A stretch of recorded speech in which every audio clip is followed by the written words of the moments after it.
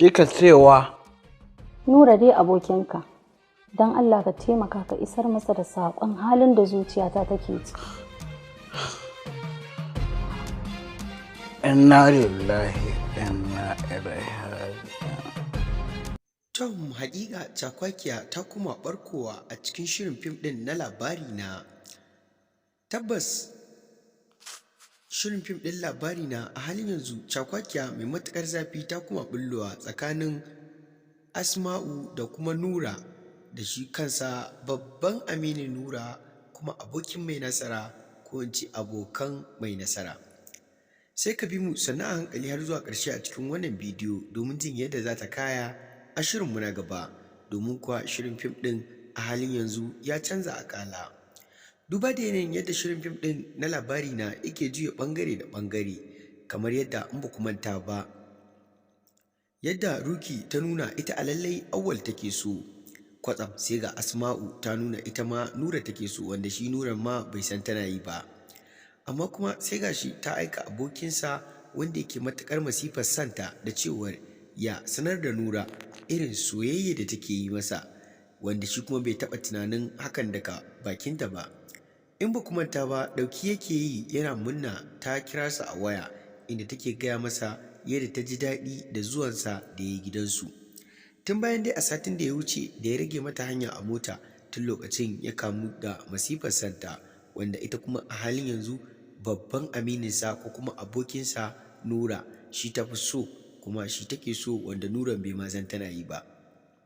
Shin ta yaya kuke tunanin za a sanar da Nura wannan soyayya da take yi wa Nura? Shin abokin nasa zai sanar da shi ko ba zai sanar da shi ba?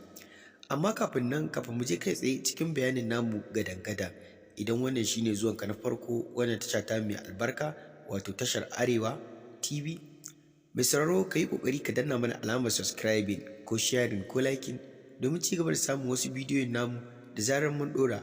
Kar ka manta, hakan yana ɗaya daga cikin abin da yake ƙara mana ƙwarin gwiwa ta ci gaba da sanar da ku abubuwa daban-daban da suka danganci shahararren fim ɗin nan na labari na, da kuma wasu fina-finan da suke zuwa muku a dukkanin ƙarshen mako da suka haɗa da shirin fim ɗin Izzar So, Gidan Sarauta, Manyan Mata, Alaƙa, Garwashi, da shi kansa babban series ɗin da ya fi kowanne tashi a halin yanzu, wato shirin fim ɗin labari na wato Mai Nasara da Maryam da Dr. Asiya da kuma Ruki da Asma'u da kuma shi kansa Nura da Auwal da Malam Lawan da Jamila.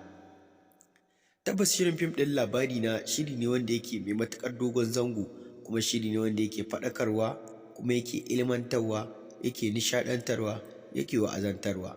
Tom, kamar da yadda kuka sani, cakwakiyar ta ɓarke tsakanin Nura da kuma abokinsa da ita kanta Asma'u, wanda a halin yanzu ba mu san yadda wannan cakwakiya za ta kaya ba, amma sai dai ku kasance da mu a cikin wannan tasha mu, kuma ku ci gaba da bibiyan mu domin jin bidiyon mu na gaba akan yadda za ta kaya tsakanin waɗannan masoya. Shin kuna tunanin zai haƙura ya barwa Nura ita, ko ba zai haƙura ba? Shin ya tunanin aurensa da yake cewa za a haɗa da na MD Al-Amin Mai Nasara, shin auren kuna tunanin zai yiwu kuwa ko ba zai yiwu ba? Shi dai a ta ɗaya ɓangaren za mu iya cewa Auwal, wato shi ma yana cikin tsaka mai wuya duba da yanayin soyayyar da Ruki take masa. Sannan shi kuma za mu iya cewa wato Faruk ya dace duba da yanayin shi soyayyarsa ta karɓu, domin kuwa a halin yanzu ana tsaka da soyayya ma, don kuwa an kusa bikin Faruk wanda muke tunanin za a iya haɗa sa da na MD Al-Amin Mai Nasara a sati mai zuwa, wanda za a yi bikin Dr. Asiya da kuma MD Al-Amin Mai Nasara.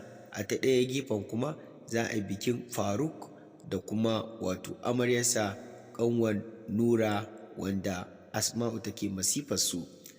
Mun gode da ziyartar ta wannan tasha da kuka yi mai albarka ta tashar Arewa TV. Ku kasance da mu a koda yaushe domin ci gaba da samun wasu bidiyon namu da zarar mun ɗora. Tashar Arewa TV ta ku ci tashar